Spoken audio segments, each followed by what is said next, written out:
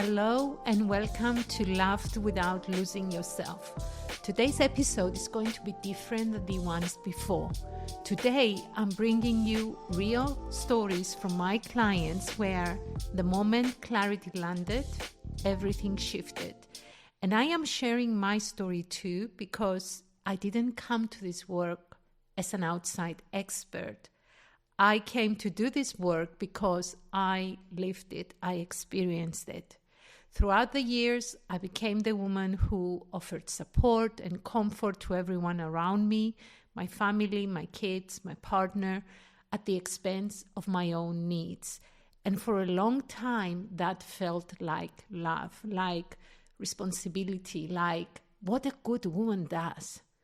And this behavior had a cost in my marriage, in my body, in my health. I think you might recognize yourself in what I am about to share today. And I want to be clear from the beginning.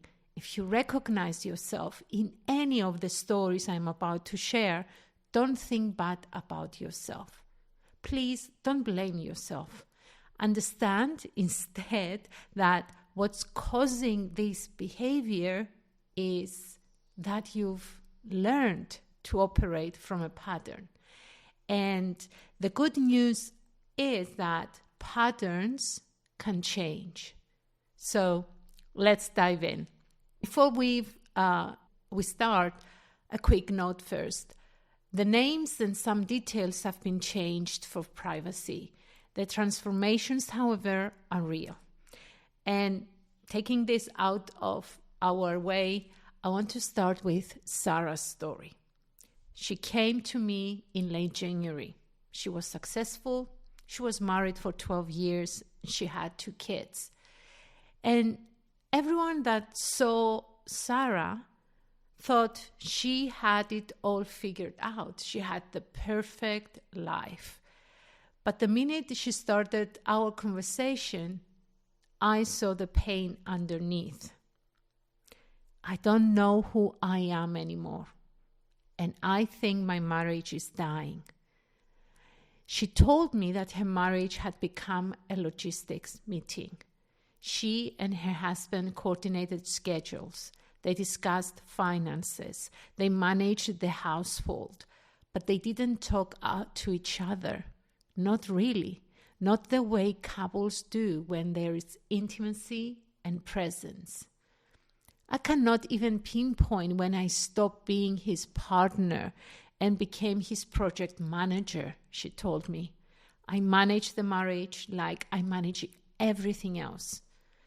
I do it efficiently, responsibly, perfectly. But there is no warmth. There is no, how are you today, my love? No, I missed you today. It's all logistics. And she continued by saying, I think he feels it too. We are both just going through the motions. And Sarah had learned, like so many women, that her value came from managing everything, from being responsible, from giving so much and never complaining. And she became so good at managing that she forgot how to be present, how to be vulnerable, how to be a partner instead of a project manager. And when she got honest, this is when something shifted in our conversation. I think the problem isn't my marriage, she told me. The problem is me. I stopped showing up as myself. I stopped being myself. I stopped being available emotionally. And I've been treating my marriage like it's another thing to manage instead of something to live in. And then she said, what if my husband isn't distant because he doesn't love me? What if he's like this because I've been emotionally unavailable? What if the logistics thing is actually my way of controlling everything so I don't have to feel how disconnected I actually am? She was hiding behind her fear, and the minute she saw it, she became clear of her thoughts and actions. That was clarity, real clarity, by just being honest. 3 months later, Sarah came back and told me everything shifted. And it wasn't because I took drastic measures. We didn't go to a couples therapy. I just decided to stop managing my marriage and instead to start being in it. So here's what's changed. First, her mind got quieter. She stopped the constant planning and managing in her head. And in that quiet space, she could think about what she wanted, what she missed, what she needed from her partner. Second, she became present in conversations. Instead of coordinating logistics, she asked him real questions. How are you today? What's going on beneath the surface? She started showing up emotionally. And third, because her whole presence changed, her husband showed up differently. He started becoming more available, more present, more interested. So this is what she told me. It's like he was waiting for me to come back because I had left, not intentionally, but emotionally. And the moment I returned, he was there. So Sarah changed and everything changed from there. That's what clarity does. Now, let's move to Emma. Emma had a high position in a consulting firm. She was overseeing teams, managing clients, delivering results. And she was excellent at what she was doing. And she had a lot of people dependent on her. She was respected. She got promoted, valued. But during our conversation, this is what she told me. You know, Penelope, I've succeeded at everything. The great career, the good marriage, the healthy kids. But what I feel is like I'm disappearing. Like I've become so good at being what everyone needs that I've forgotten who I actually am. You see, Emma at work was strong and decisive, and at home she managed and coordinated. But where was she? Where was the woman who used to want things, who had dreams that weren't around everyone else's happiness and comfort, who could ask for peace without guilt? Emma was successful at everything except knowing who she was. I used to love to read, she told me. I used to go to concerts. I had opinions about things that didn't matter. Now everything is about managing something or someone. I can't remember the last time I did something just because I wanted to. The cost showed up in her body. She was exhausted in a way sleep couldn't fix. Numb, going through the motions of a successful life that felt empty. So I asked her this question: who would you be if nobody needed anything from you?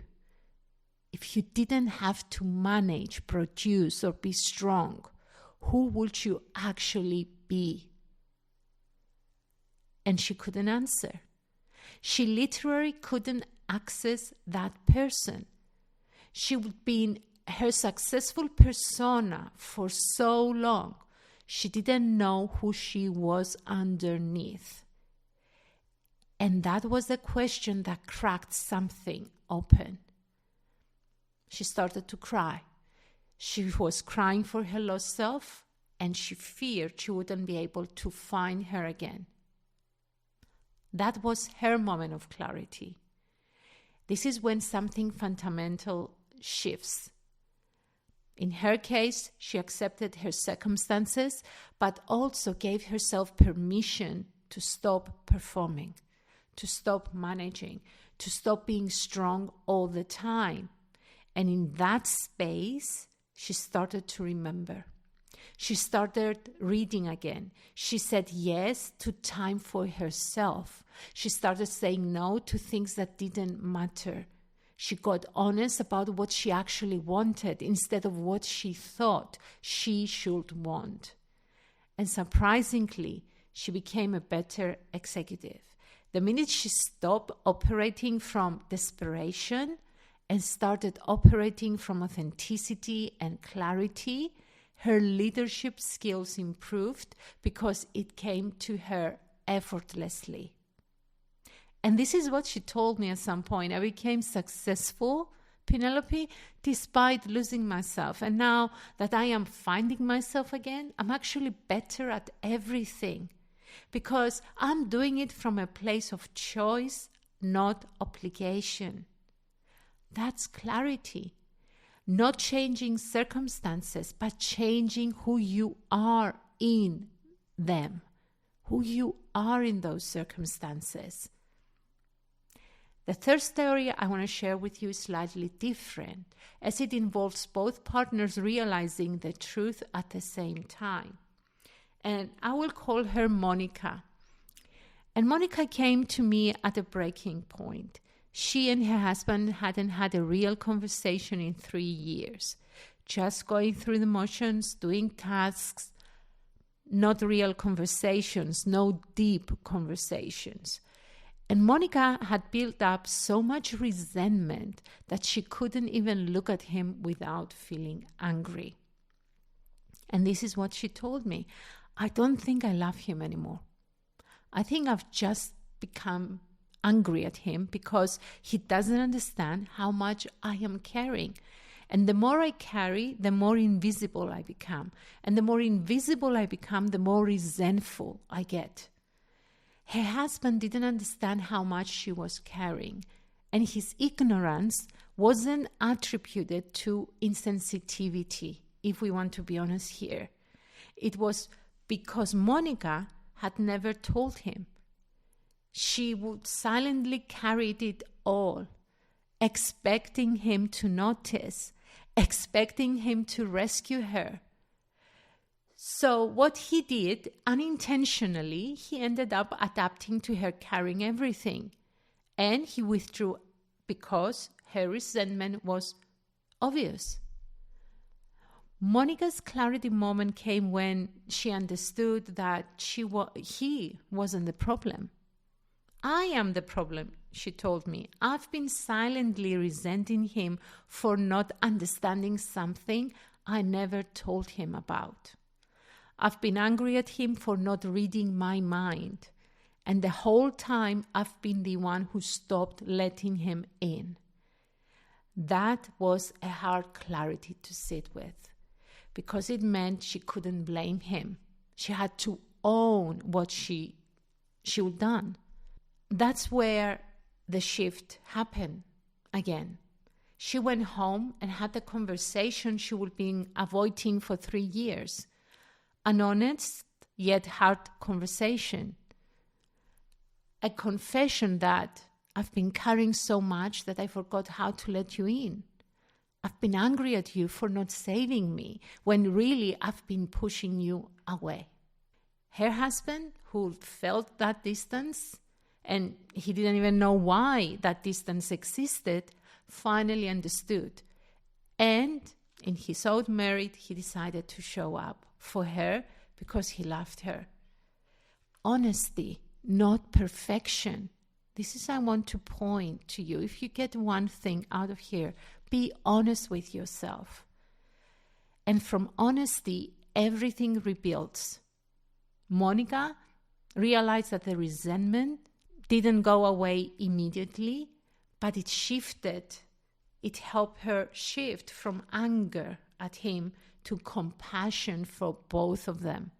What changed in their case was presence and responsibility and the willingness to be vulnerable instead of resentful. My story is not far off. As I said at the beginning of this episode, I became the woman who gave. And I gave to my kids, to my partner, to my family, to my friends, to my clients. I showed up. I was present. I was supportive and nurturing. I laughed deeply. And for a long time, that felt like enough. But the truth is, I was lying to myself. What really happened was that I forgot Penelope. I forgot who I was. I forgot to nurture my own needs while I was giving and nurturing others. I forgot how to be for myself. I lost my spontaneity. I lost the things that brought me joy. Reading without guilt, time alone without worrying about what needed to be done, the ability to laugh freely without managing someone else's mood, going out with friends and dancing without apologizing for having fun. I stopped doing these things. I chose numbness instead. I told myself I didn't need these things anymore. As I got older, I convinced myself that they didn't matter. And in doing that, I suppressed who I was. The cause became real when I got a diagnosis. When my doctor told me 90% cancer, a wake-up call. My husband was away when I needed him most at that moment, and I felt anger instead. Pure anger at myself and at him. I blame myself for not speaking up, for suppressing my feelings and needs for so long that somehow they had to surface in my body. I blame him for always traveling while I stayed behind. And I broke down. I cried and blamed myself. I had regrets about my choices and behaviors, and I felt despair when I got clear about what I've done, of what I've allowed myself to not to do. I forgot who I was in the effort to support other people. I was giving unconditional love to all of them, and I deprived myself from that love. My marriage was almost dead, no intimacy, roommates instead of lovers. My body was screaming, and I would be ignoring it. Chronic tension in my shoulders and neck. I lost the ability to sleep deeply because my mind never turned off. Exhausted in a way caffeine couldn't fix. And trust me, I tried. I tried so much to fix things with caffeine. And then one day I had a panic attack. Out of nowhere. A full panic attack. I couldn't breathe. And that was my wake-up call. I was emotionally drained, empty inside, telling myself I have nothing else to give. I would put so much energy into taking care, others, as I already said, that I had no capacity left for myself. And sadly, my family didn't need this kind of sacrifice from me. What they needed was me. The healthy me, the present me, the happy me. During that hard period, and with the help of my coach, I came to understand that I didn't do this to myself. I learned it. I learned that my value came from what I gave. I learned that being good meant being selfless. I learned that love meant sacrifice. And you know what? I decided to unlearn it. I'm not going to say it was easy, but the first step I took is to be honest with myself. I wrote down what this pattern was costing me, and the price was steep, but I did it. Apart from my happiness, the cost was my health, my marriage, my sense of self. And when I saw that cost written in front of me, this is when I decided to choose to become someone else. It took work. It took time. I finally allowed myself to cry, and I cried a lot. And all this started with clarity. That moment when I saw honestly what was happening and decided this wasn't living. It was just functioning. And I didn't want to function anymore. So here's what I want you to know. You heard 3 stories of my clients and my story. And if you're still listening to these stories, it's because you recognize yourself in them at some point. Maybe you heard Sarah's marriage and thought, that's mine. Or maybe you heard Emma's invisibility and felt it in your own chest. Or maybe Monica's resentment and knew exactly what she meant. And you heard my panic attack and you might have thought, that could be me. So right now, not tomorrow, not someday, I want you to do something right now. I want you to sit with 3 questions. Because here's what I know from my experience of doing this work. Once you see the cost clearly, the cost in your life, in your body, I can promise you that something will shift. You might decide to stop blaming yourself. You will start probably understanding the pattern, or maybe you will stop thinking something is wrong with you, and instead you will start seeing something changeable. So grab a piece of paper and let's do this together. Question number 1, what have you lost? And I want you to be specific. Don't write something general like myself. What does that mean? What did you lose? What exactly did you lose? Maybe it's your spontaneity, your sense of humor, the ability to do something just because you want to. Maybe it's physical touch, specific desire, creativity, or your peace of mind. What specifically have you given up in the effort to be for someone else, to serve, to give? Take a moment and write it down. Just write whatever comes in mind. Question number 2, what's the cost in your relationship? If you're in a partnership or marriage, how is this pattern showing up there? Are you managing instead of connecting? Present but that are unavailable? Maybe you are resentful, numb? What is the pattern costing you with the person you love most? Write that down. And take as much time as you need. Pause this episode if you have to and answer these questions with as much detail as possible. Question number 3. What's the cost in your body? And this is a very important question. Your body always knows the truth before your mind does. And the body always keeps score. If you like reading books, there is this beautiful book called The Body Keeps Score. It's a great book to read. So, what is the cost in your body? Are you exhausted in a way sleep doesn't fix? Do you have chronic tension? Do you experience anxiety out of nowhere?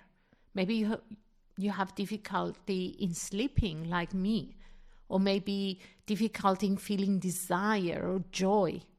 What is your body trying to tell you? Write that down. Now, here's the thing. If you took my suggestion and you answered those 3 questions, you did something really important. You got honest. You named what you've been afraid to acknowledge. You decided to see clearly what's true, even if it scares you.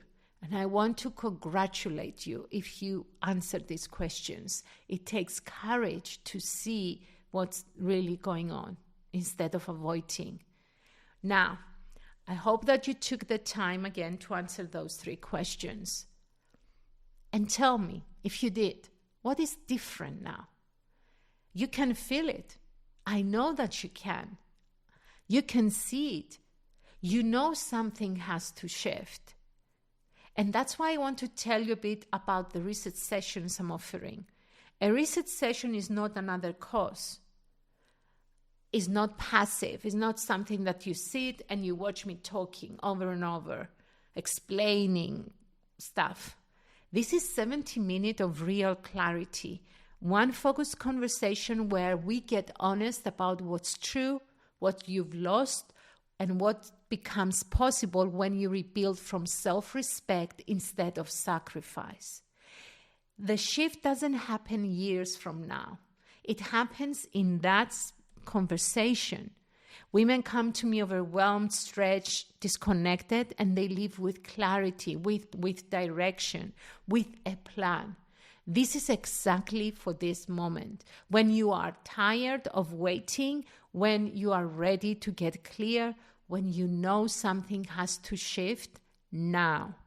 I will drop the link in the show notes for you to learn more and book if you choose to go ahead with it.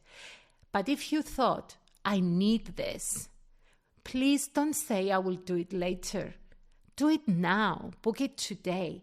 The longer you allow the time to pass by, the more reasons you will find to do not do it. I want you to recognize that you are here because for some reason you saw yourself in these stories.